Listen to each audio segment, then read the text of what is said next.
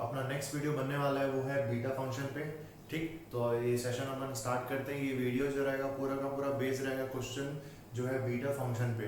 तो उसके पहले आपको बीटा फंक्शन क्या होता है वो पता होना चाहिए, क्योंकि जो अपना प्रीवियस वीडियो था अपन स्टेप बाय स्टेप चलते आ रहे हैं यहाँ पे। ठीक, तो सबसे पहले वीडियो मैंने बात की थी आपके पास प्रॉपर्टीज ऑफ डेफिनेट इंटीग्रल्स का। ठीक है, उसके लिए मैंने आपको बोला था कि भाई एनसीईआरटी के क्वेश्चन आप सॉल्व कर सकते हो प्रैक्टिस के लिए, बीएस गिरवाल के क्वेश्चन कर सकते हो, आपको मजा आएगा। क्वेश्चन आपसे बिल्कुल एग्जाम में जो आएंगे वो छूटेंगे नहीं। ठीक है, उसमें बहुत सारे प्रॉब्लम्स हैं जो डायरेक्टली गेट में अभी भी आते रहते हैं। अब जो गामा फंक्शन और बीटा फंक्शन है इसको हम लोग अपन इंजीनियरिंग में आने के बाद पढ़ते हैं। तो जो मेरा प्रीवियस वीडियो आप देखेंगे जरूर, तो प्रीवियस वीडियो जो है वो गामा फंक्शन पे बेस्ड था। तो जो लोग भी इस वीडियो को देख रहे होंगे वो है मेरे पास बीटा फंक्शन के लिए। ठीक है ना। अब इस वीडियो को देखने के पहले आपको गामा फंक्शन के बारे में थोड़ा आइडिया होना चाहिए, क्योंकि इस वीडियो में आप कहीं ना कहीं आने के बाद बीटा फंक्शन को रिलेट करोगे गामा फंक्शन के साथ में। तो दैट्स वाई अगर आपको बीटा फंक्शन को स्टडी करनी है तो आपको गामा फंक्शन को भी पता होना चाहिए। ठीक है ना। तो गामा फंक्शन के बारे में अपन पढ़ चुके हैं ऑलरेडी। चलो बीटा फंक्शन के बारे में कुछ इन्फॉर्मेशन लेते हैं और इस पे कैसे क्वेश्चन आते हैं वो देखते हैं। बड़ा आसान सा है, जैसे आप देखे होंगे गामा फंक्शन का अगर आपको प्रॉपर्टीज पता है, अगर आपको उसका जनरल फॉर्म पता है तो आपसे क्वेश्चन बन जाएगा, कोई बड़ी दिक्कत नहीं होगी। तो वैसे गामा फंक्शन जैसे बीटा फंक्शन भी होता है। ठीक है, तो इसके बारे में कुछ स्टडी करते हैं। चलो देखते हैं इस वीडियो को। ओके, सो बीटा फंक्शन यहाँ पे मैं यहाँ पे इसका स्टैंडर्ड फॉर्म लिख रहा हूँ। ये होता है मेरे पास beta m comma n is equal to 0 to 1 limit x power m minus 1 minus x n minus 1 dx। So ये मेरे पास होता है बीटा फंक्शन का वो फॉर्म, स्टैंडर्ड फॉर्म। अभी इसी स्टैंडर्ड फॉर्म में मैं क्या कर रहा हूँ, कुछ एडिटिंग कर रहा हूँ। आप ध्यान दियोगे जो m और n की वैल्यू है वो है 0 से 1 m minus 1 1 minus x n minus 1। ठीक, अब देखो इसका कुछ रिलेशन निकालते हैं हम लोग। देखो कैसे, मैंने यहाँ पे लिया, चलो let 1 minus x equal to t, ये मैंने लिया यहाँ पे। तो ये हो गया माइनस dx। चलो इसको लेते हैं, काम करते हैं, y लेते हैं। ठीक, जो आपकी मर्जी, जो भी आप ले सकते हो। तो 1 माइनस x माइनस dx, ये dy मेरे पास दिस वन। ठीक, तो यहाँ पे मैं dx को क्या ले सकता हूँ, माइनस dy। तो ये आ गया मेरे पास। अब आते हैं वापस इस फॉर्म पे। तो ये जो फॉर्म था मेरे पास ये था beta of m comma n is equal to 0 to 1। अब देखो सब्स्टिट्यूशन कर रहे हैं तो लिमिट भी चेंज होगी ना। तो लिमिट चेंज कैसे हो रही है ध्यान दो। जब आप 0 पुट कर रहे हो तो 1 माइनस 0 कितना हो जाएगा मेरे पास, यहाँ पे 1 माइनस 0। देखो ध्यान से, यहाँ पे 1 माइनस 0, ये मिल जाएगा मेरे को 1। ठीक, उसके बाद अगर आप 1 पुट करते हो अपर लिमिट, तो अपर लिमिट पुट करने के बाद 1 माइनस 1 ये मिल रहा है आपको 0। ठीक, यहाँ तक आपको समझ में आया क्या, x m माइनस 1। तो ये x को मैं यहाँ से क्या लिख सकता हूँ, x को मैं लिख सकता हूँ 1 माइनस y। तो देखो ये क्या हुआ 1 माइनस y। ठीक है, और ये पार्ट हो गया m n माइनस 1, और 1 माइनस x को मैं लिख सकता हूँ y n माइनस 1, और dx को मैं लिख सकता हूँ माइनस dy। ठीक, तो ये हो गया मेरे पास माइनस, सामने ले आओ 1 से 0, और y n minus 1 minus y m minus 1 dy। अब अगर आपको पता है ये प्रॉपर्टी मैंने आपको लिखाया हुआ है कि जैसे आप अपर लिमिट लोअर लिमिट को एक्सचेंज करते हो, यहाँ पे इंटरचेंज करते हो, तो यहाँ से रिजल्ट क्या आता है कि माइनस साइन बाहर आता है, तो ये माइनस माइनस प्लस, और लिमिट हो जाएगी 0 से लेके 1। तो y n माइनस 1, और यहाँ पे हो गया 1 माइनस y, ठीक, n m माइनस 1 dy। तो ये जो पार्ट आपको दिख रहा है किसके इक्वल है, ये बीटा m कॉमा n के इक्वल है। और आप ध्यान दियोगे जो स्टैंडर्ड फॉर्म है मेरे पास बीटा m कॉमा n में x पावर m माइनस 1, लेकिन जैसे ही मैंने इसको इंटरचेंज किया तो x वेरिएबल पर चेंज हुआ है ना। यहाँ पे x वेरिएबल है और यहाँ पे y वेरिएबल है। तो x का जो पावर है m माइनस 1 है, और यहाँ पे y का पावर क्या है, n माइनस 1 है मतलब, और 1 माइनस x का जो पावर है n माइनस 1 है, और यहाँ पे 1 माइनस y का पावर है m माइनस 1। तो आप देख रहे हो कि दोनों आपस में ना इंटरचेंज हो गए। और आपस में इंटरचेंज होने का मतलब क्या है कि आप m पहले रखो या n पहले रखो, कोई दिक्कत नहीं है। इसका मतलब है इंटरचेंज हो गया, तो इसको मैं ऐसा तो लिख सकता हूँ beta of n comma m। इसका कहने का मतलब ये है कि beta of m comma n is equal to beta of n comma n। मतलब बीटा फंक्शन का ये जो फॉर्म है, ये जो फॉर्म होता है वो सिमेट्रिक होता है, चाहे वो m पहले हो चाहे n पहले हो, कोई दिक्कत की बात नहीं है, दोनों से आंसर वही आएगा। तो मेरे बताने का मतलब यहाँ पे यही था, तो इसको आप लोग नोट कर लो। ठीक है, अब देखो यहाँ पे ये तो बात हो गई बीटा फंक्शन का। अभी अपन नेक्स्ट क्या करते हैं कि इसी बीटा फंक्शन को गामा फंक्शन से रिलेट करते हैं। तो यहाँ पे क्या लिख रहा हूं मैं, relationship between gamma and beta function. ठीक है, अभी अपन रिलेशन देख रहे हैं यहाँ पे। सो रिलेशन देखो यहाँ पे मेरे पास है यहाँ पे beta m comma n is equal to 0 to 1 x power m minus 1 minus x n minus 1 dx।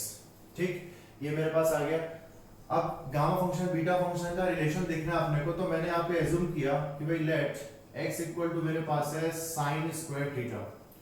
ठीक है, चलो मैं एक दूसरे वेरिएबल में चेंज कर रहा हूँ और मैं उसी वेरिएबल को चेंज करके मतलब सब्स्टिट्यूशन से गामा फंक्शन और बीटा फंक्शन का रिलेशन निकालने वाला हूँ। ठीक है, आप ध्यान से देखना आप लोग यहाँ पे। ठीक है, अब देखो ये हो गया beta of m comma n, ये चलते रह रहा है यहाँ पे 0 to 1, लिमिट चेंज होगी ना, तो x इक्वल टू 0 पे 0 और x इक्वल टू 1 पे ये हो जाएगा पाई बाई 2।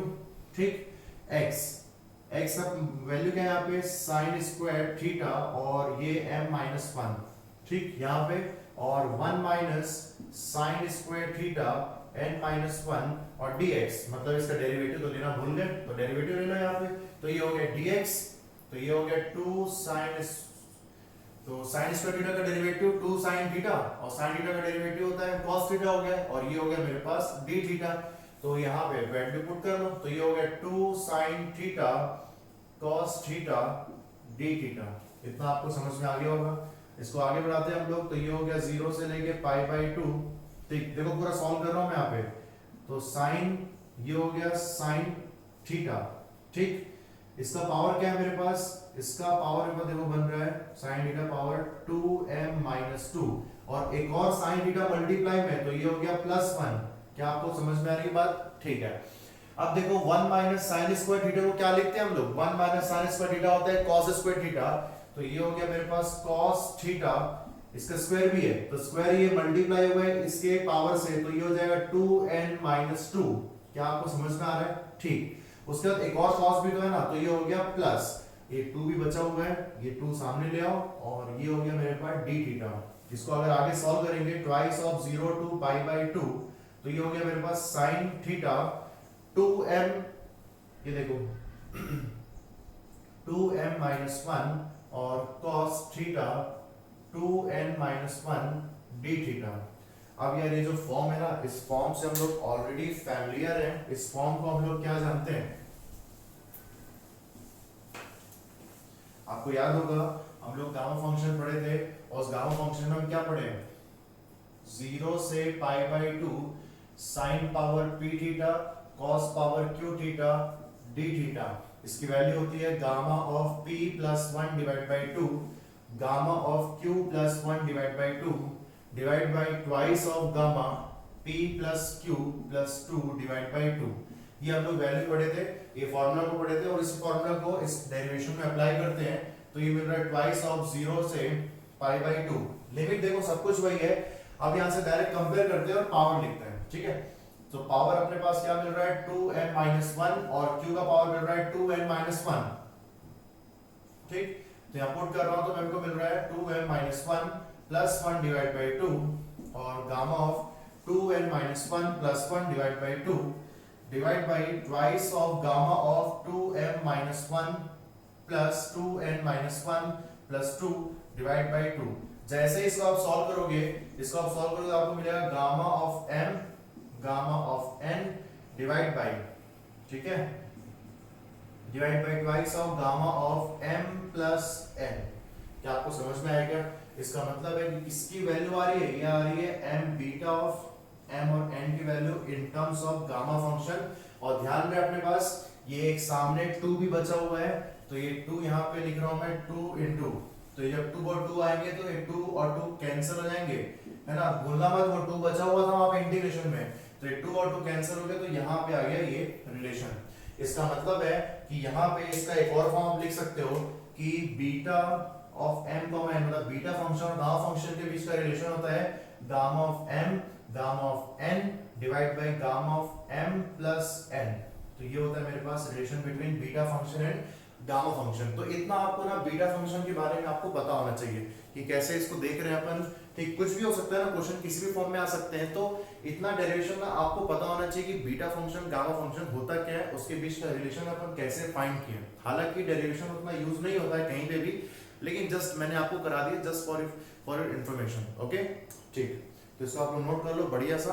अभी हम लोग बीटा फंक्शन के बारे में देखें। अभी नेक्स्ट जो अपना जो टॉपिक होने वाला है वो है बीटा फंक्शन में बेस्ड क्वेश्चंस कैसे होते हैं। ठीक है, तो उस पर हम लोग डिस्कशन करने वाले हैं। ये दो क्वेश्चन आप देख रहे होंगे बोर्ड पे मैंने लिखा हुआ है, सो वन बाय वन इसको सॉल्व करते हैं। और बीटा फंक्शन कैसे इसी किसी भी पर्टिकुलर क्वेश्चन में, किस क्वेश्चन में यूज करते हैं, किस टाइप के क्वेश्चन में यूज करते हैं, वो अपन सीखते हैं यहाँ पे। ठीक है, देखो इसका सॉल्यूशन स्टार्ट कर रहे हैं अपन। सो फर्स्ट क्वेश्चन यहाँ पे हो गया बीटा फंक्शन के लिए। लिमिट देखो आप, सबसे पहले आप देखो कि बीटा फंक्शन होता क्या है। बीटा फंक्शन मैं यहाँ पे फिर से लिख रहा हूँ, ये लिखा मैंने 0 to 1 x power m minus 1 1 minus x n minus 1 dx, ये होता है मेरे पास। और इसी फंक्शन को आपने को रिलेट करना है इसके साथ में 0 to 1, ये हो गया ये पार्ट। लेकिन आप देख रहे होंगे जो लिमिट है वो तो ठीक है, लेकिन ये ऐसा कुछ जो इस फॉर्म में अभी नहीं दिख रहा है, तो दिखाते हैं ना उसको कैसे। देखो इंटीग्रेशन का यहाँ पे जो पार्ट है मेरे पास है 0 से लेके 1, ठीक, x पावर 6, इसको मैं क्या लिख सकता हूँ 1 माइनस एक्स स्क्वायर। ठीक है, ये जो लिखा है मैंने नीचे में root over 1 minus x square, इसको ऐसा लिख सकते हैं कि क्या, बताओ तो आप लोग समझ में आया क्या। ठीक है, लिख सकते हैं। अब देखो ध्यान से, सब कुछ वैसे दिख रहा है जो होना चाहिए बीटा फंक्शन का, लेकिन ना x पावर 6 ये ठीक है, x पावर m माइनस 1 कोई दिक्कत नहीं है।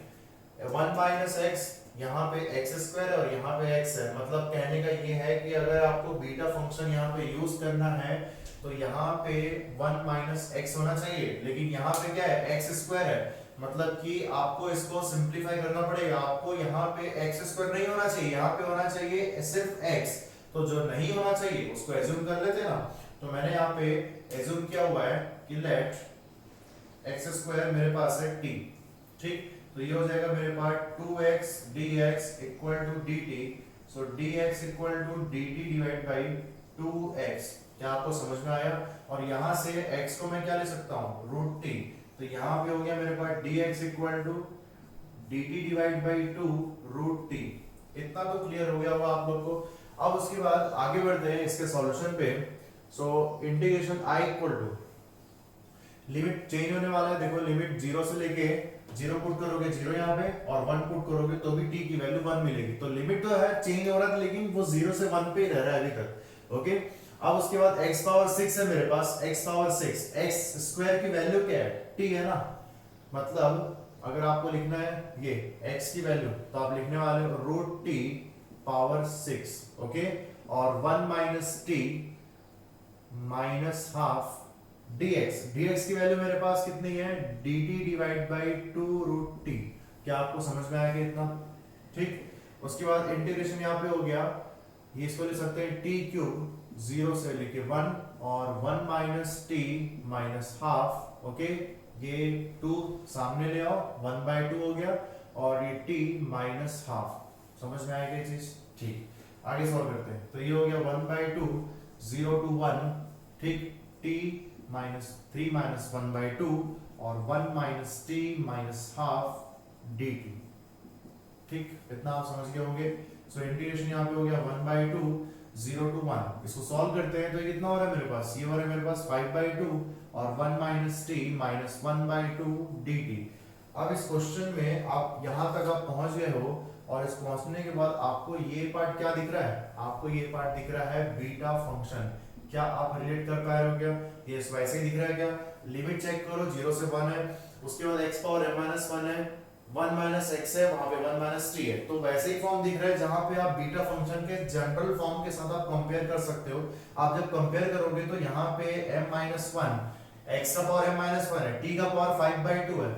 क्या आपको समझ में आया क्या, ठीक। उसके बाद n माइनस 1 यहाँ पे है माइनस हाफ। ओके, तो m की वैल्यू मेरे पास हो रही है 7 बाई 2 और n की वैल्यू हो रही है 1 बाई 2। इतना आपको मिल रहा है। इसका मतलब है कि जो i की वैल्यू है वो हो जाएगी हाफ, पहले से हाफ है यहाँ पे, और ये पूरा पार्ट हो जाएगा बीटा ऑफ 7 बाई 2 1 बाई 2। यहाँ तक आप पहुंच गए हो। अब इसको आपको सॉल्व करना है और आपको तो पता ही है रिजल्ट कि भाई बीटा ऑफ m n की वैल्यू क्या होती है gamma of n gamma of n divide by gamma of m plus n। ठीक, इतना आपको समझ में आ गया होगा। तो इस रिजल्ट को यहाँ पे यूज करते हैं। तो देखो इंटीग्रेशन यहाँ पे हो गया हाफ, m की वैल्यू 7/2 है, तो ये देखो मैं 7/2 और ये 1/2 डिवाइड बाई, यहाँ पे लिखा मैंने 7/2 प्लस 1/2। इसको सॉल्व करते हैं आगे, तो ये हो गया 1/2। 7/2 को मैं क्या लिख सकता हूँ, आपको तो पता ही है क्या, 5/2 into 3/2 into 1/2 into gamma of 1/2। इतनी प्रैक्टिस तो अपनी हो गई कि इसको लिख सकते हैं हम लोग। उसके बाद गामा ऑफ 1/2 उसकी वैल्यू क्या होती है, root pi divide by gamma of 7 plus 1 divide by 2 कितना हो गया, 8 डिवाइड बाई 2, तो ये हो गया मेरे पास गामा ऑफ 4। ठीक, सो इंटीग्रेशन यहाँ पे हो गया हाफ इंटू 5 इंटू 3 इंटू ये हो गया गामा 1/2 कितना होता है, root pi, root pi root pi pi divide by, यहाँ पे हो गया मेरे पास 2 क्यूब इंटू गामा 4 कितना होता है मेरे पास, ये होता है 3 फैक्टोरियल। यहाँ तक समझ गए होंगे आप लोग। ठीक, अब इंटीग्रेशन यहाँ से आ गया मेरे पास 5 into 3 into pi divide by 2 power ये हो गया 4 इंटू 3 इंटू 2, ये 3 और 3 कैंसिल हो गए, तो यहां से मेरे पास आंसर आ गया 5 पाई बाई 32, ये मेरे पास हो गया आंसर। ठीक, तो चेक करते हैं ऑप्शन आप लोग, ऑप्शन सी आपके पास आ रहा है 5 पाई बाई 32। ठीक, तो आप देख रहे होंगे जो क्वेश्चन जो है ना बीटा फंक्शन गामा फंक्शन का, जो अच्छे अच्छे क्वेश्चन है वो यहाँ से बन जाते हैं। लेकिन मैंने एक्चुअली हर एक स्टेप लिखा हुआ है, आपके कॉपी का नोट्स बहुत अच्छा होना चाहिए। जब आप इसका प्रिपरेशन कर रहे हो आपको दोबारा क्या है कि देखने की जरूरत ही नहीं पड़नी चाहिए, आपको ऐसे ही सब कुछ ऐसे ही माइंड में क्लिक करना चाहिए हर चीज। ठीक है ना। और ये जो पार्ट आप देख रहे हो क्वेश्चन नंबर 1 का, जो लेंदी तो है ये, और लास्ट में अपन कहाँ पे एंड कर रहे हैं, 5 पाई बाई 32 पे। तो ना आपको ऐसे क्वेश्चन के लिए बहुत पेशेंस चाहिए होता है, आप इसमें पेशेंस रखोगे तभी आपका लास्ट तक जो आंसर है वो करेक्ट आएगा, आपके ऑप्शन से करेक्ट ऑप्शन से मैच करेगा। अदरवाइज अगर कहीं पे भी कोई चीज मिस हो गया ना, कोई भी डिजिट, तो इसका आंसर कुछ भी हो सकता है यहाँ पे। समझ में आ रही बात ये? ठीक है, तो इसको आप नोट कर लो, फिर अपन नेक्स्ट क्वेश्चन सॉल्व करेंगे। तो इस वीडियो को आप पॉज करना, और पॉज करने के बाद आप समझ गए होंगे कि बीटा फंक्शन को कैसे सॉल्व करते हैं क्वेश्चन में। तो वैसे ही सेकंड क्वेश्चन को आप सॉल्व करिए, फिर अपन उसका आंसर आपके साथ मैच करेंगे। ठीक है, चलो तो फिर आते हैं वापस से। क्वेश्चन नंबर 1 आप लोग सॉल्व किए होंगे, ठीक है, और क्वेश्चन नंबर 2 मैंने दिया हुआ है बीटा फंक्शन में बेस्ड, इसको आप लोग सॉल्व किए होंगे मेरे को लगता है। चलो इसका हम लोग सॉल्यूशन निकालते हैं। तो आप अपने आंसर जो भी आप निकाले होंगे उसको मैच जरूर करना मेरे साथ, मजा आएगा। ठीक है, देखो सबसे पहले ये जो लिमिट गिवन है आपको 0 से लेके 1 है, 0 से लेके 1 है, ये चलो ठीक है यहाँ पे। उसके बाद आप देख रहे होंगे x पावर 4 ये, और यहाँ पे ये तो ठीक है, लेकिन ना फिर से आप ध्यान दो, जो लास्ट क्वेश्चन में क्या हुआ था मेरे पास, लास्ट क्वेश्चन में था 1 माइनस एक्स स्क्वायर था, और यहाँ पे है 1 माइनस रूट एक्स। इसका मतलब है कि वहां पे सिर्फ x होना चाहिए। तो कहीं ना कहीं आप इसके साथ इसका कंपेयर नहीं कर सकते हो, तो आपको क्या करना पड़ेगा, आपको यहाँ पे सिर्फ x चाहिए ना, तो आप काम उसको एज्यूम कर लो।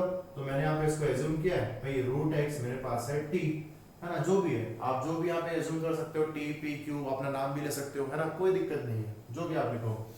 इसका अगर अपन डेरिवेटिव निकाले तो ये जो होता है मेरे पास 1/2 root x dx equal to dt। पहुंच गए यहाँ तक।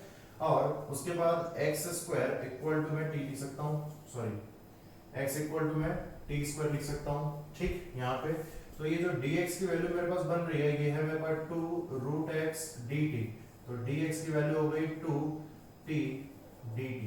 क्या आपको इतना समझ में आया क्या? ठीक है, आगे बढ़ते हैं यहाँ पे।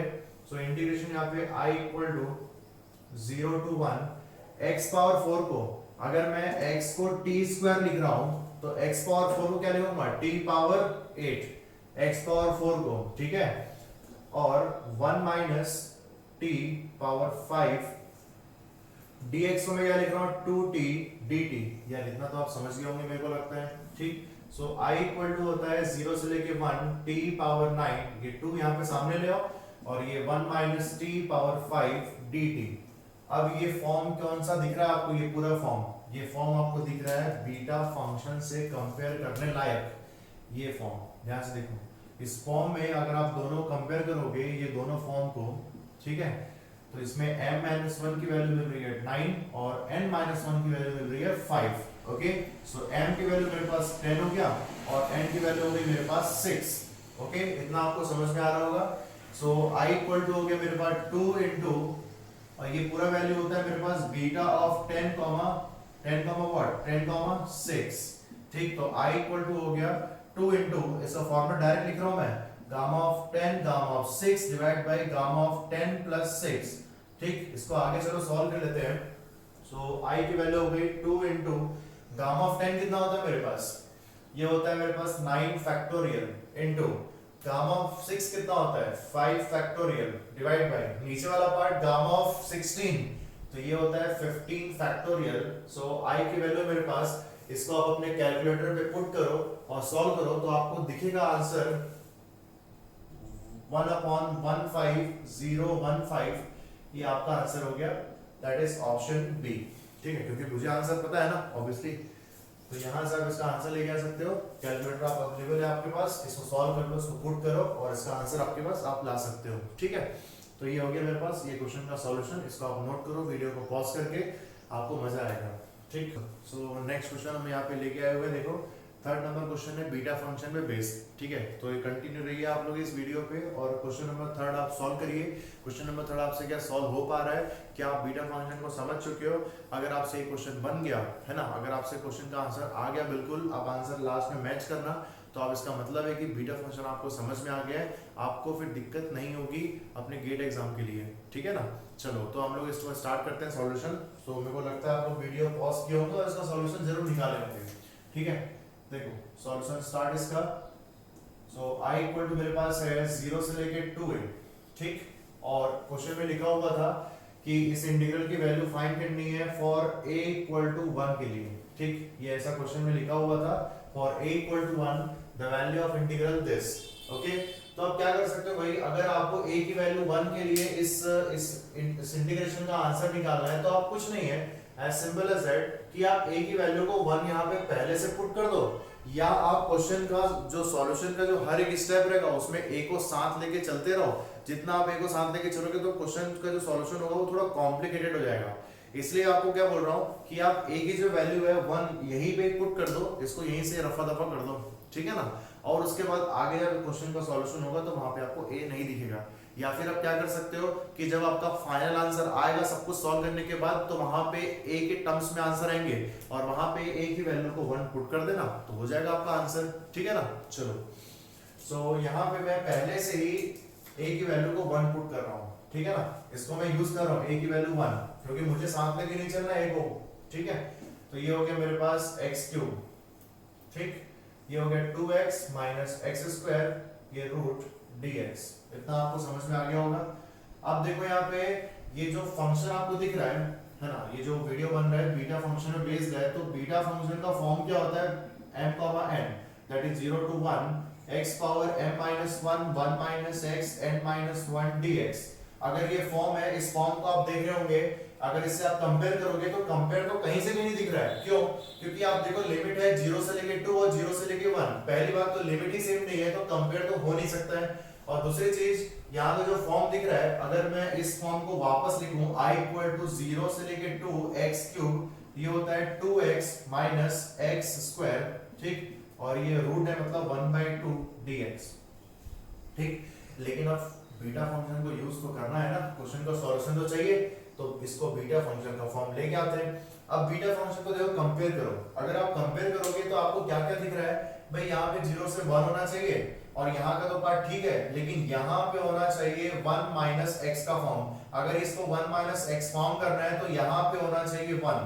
ठीक, अगर यहाँ पे 1 चाहिए तो एक काम करते हैं ना, 0 से लेके 2 x क्यूब, यहाँ से 2x कॉमन लेते हैं। अब जैसे ही 2x कॉमन आएगा तो उसका पावर क्या आएगा, 1/2, भूलना नहीं है ऐसा। ठीक है, 1/2 पावर के साथ बाहर आएगा तो बचेगा 1 minus x square divide by 2x और पावर हाफ dx। यहाँ तक पहुंच गए। अब इस इंटीग्रेशन को सॉल्व करते हैं, 0 से लेके 2 x क्यूब, ये हो गया मेरे पास √2, ये हो गया x हाफ, ये पार्ट देखो 1 minus x by 2 half dx। चलो इसको आगे और सॉल्व कर लेते हैं। तो इस इंटीग्रेशन में मैं लिख पा रहा हूं i इक्वल टू √2 ठीक x, इसको अगर अपन सॉल्व करेंगे ये हो गया 0 से लेके 2, x³ और x 1/2 कितना हो गया x 7/2, सबको समझ में आया ठीक। और ये 1 माइनस एक्स हाफ dx। अब ध्यान दो यार, क्या आप कंपेयर कर सकते हो क्या?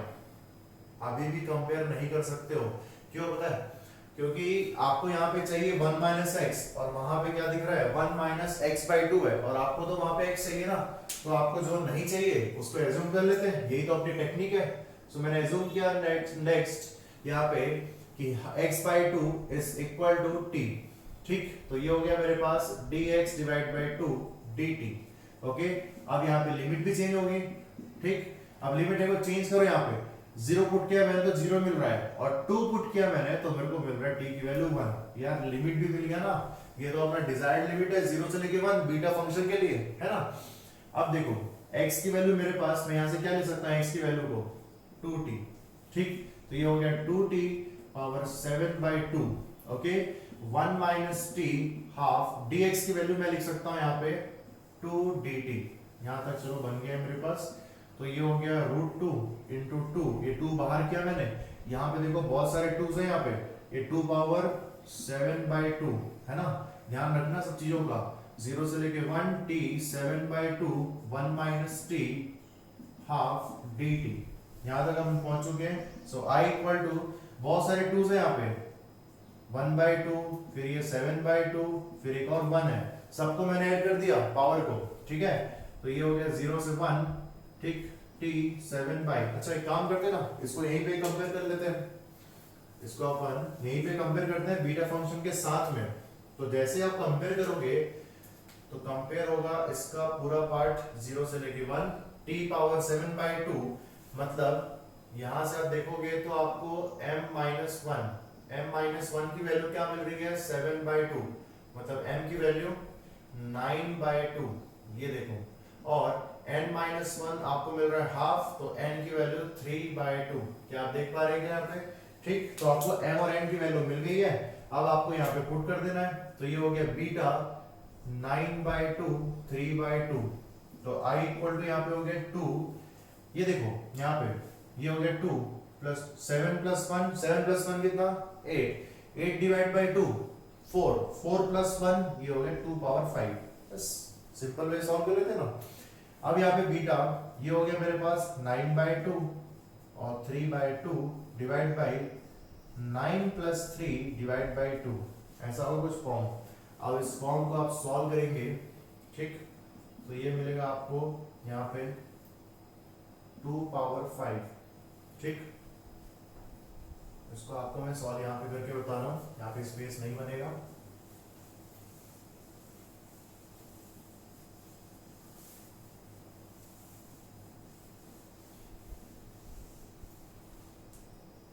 यहाँ पे हो गया इंटीग्रेशन 2 पावर 5 इंटू, ये देखो 9/2 को क्या लिख सकते हैं 7/2 5/2 3/2 1/2 और गामा ऑफ 1/2। गामा ऑफ 3/2 क्या लिख सकते हैं, यहाँ पे लिख सकते हैं half into gamma of 1/2 divide by, ठीक है। काफी सारे यहाँ पे डेटा आ चुके हैं, तो ऐसे क्वेश्चन बिल्कुल आपको ना आराम से सॉल्व करना चाहिए। 9 प्लस 3 12, 12/2 6, गामा ऑफ 6 कितना होता है 5 फैक्टोरियल ठीक। सो i इक्वल टू यहाँ पे हो गया मेरे पास 2 power 5 into 7 into 5 into 3 into √π divide by, कितने 2s है मेरे पास 1 2 3 4 5, तो 2 पावर 5 ये हो गया, और 5 फैक्टोरियल होता है, 5 फैक्टोरियल की वैल्यू क्या होती है मेरे पास, इसको ऐसा लिख लेते हैं ना 5 इंटू 4 इंटू 3 इंटू 2 इंटू 1 ठीक। समझ में आ गया होगा। सो इंटीग्रेशन यहाँ पे हो गया 2 पावर 5 कैंसिल हो गया, और उसके बाद 3 कैंसिल हो गया, इससे 5 कैंसिल हो गए, और बच गया मेरे पास 7π/, कितने 2s बच रहे हैं 4, और ये टोटल हो गया 8। तो ये मेरे पास आ गया क्वेश्चन का आंसर, दैट इज 7π/8। तो ऑप्शन इसका आप चेक करेंगे। तो बढ़िया क्वेश्चन था ये 7π/8। आप इसका सॉल्व किए होंगे, अगर किसी का ये सॉल्यूशन से आप लोग लेके आए होंगे आंसर तो बहुत अच्छी बात है, आप आंसर मैच कर लो। तो आंसर है 7π/8 ठीक है। चलो इसको आप नोट कर लो आराम से। सो हम लोग का ये जो वीडियो था पूरा डेडिकेटेड था बीटा फंक्शन पे, और जो बीटा फंक्शन का हम लोगों ने पूरा डेरिवेशन देखा, कैसे उसको हम लोग गामा फंक्शन से रिलेट किए, और उसके बाद मैंने कुछ 3-4 क्वेश्चन भी आपको बताए। तो गामा फंक्शन और बीटा फंक्शन बहुत ही इंपॉर्टेंट टॉपिक है अपने आप में इंटीग्रल कैलकुलस का चैप्टर में। तो इसको आप लोग बहुत ही आराम से पढ़ेंगे। अगर आपको नहीं समझ में आता है तो कमेंट करिए आप लोग, ठीक। लेकिन आप इस वीडियो को देखिए, आपको मजा आएगा, आपको कोई डाउट नहीं होगा आने वाले टाइम में जब भी आप गेट का पेपर देंगे, ठीक है। तो जो भी इस वीडियो को देख रहे होंगे, मैंने बीटा फंक्शन का आज मैंने आपको बात किया हुआ है, और बीटा फंक्शन पे मैंने चलो आपको 1-2 होमवर्क भी दिए हुए हैं। इस होमवर्क को आप लोग सॉल्व करेंगे। ये 2 क्वेश्चन मैंने दिए हुए आपको, the value of m and n in the following integral solutions. ये 2 क्वेश्चन आपके पास है, फर्स्ट एंड सेकंड क्वेश्चन। इसका आंसर आप लोग जब भी आप इस वीडियो को देखेंगे, इसका आंसर आप लोग जरूर पोस्ट करिएगा कमेंट सेक्शन पे। सो आप लोग मिलते हैं फिर, ठीक है, नेक्स्ट वीडियो में। Thank you.